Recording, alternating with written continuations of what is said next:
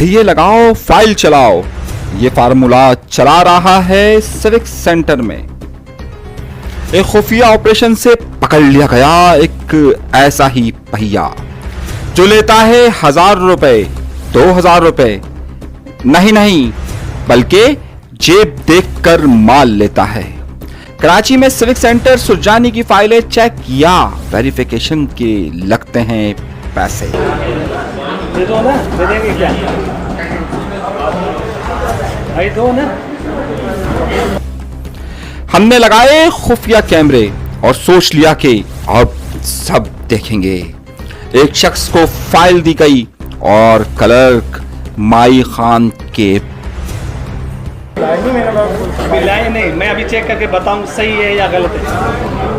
यही है ना, मुझे पता नहीं था किस क्या काम करते हैं? पढ़ता हूँ मैं तो हल्का हाथ रख दे, खैर है यार। कितने हैं अभी आप?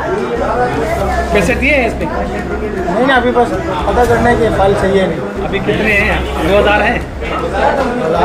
1000 दे दो, बच्चों को दे दो।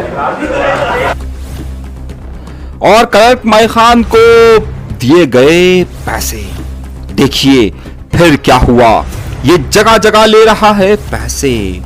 रोज की कमाई है बस 50,000 रुपए नकद। फाइल चेक करें और मुट्ठी गरम करो, जेब में नोट डालो और लग गए भैये फाइल में।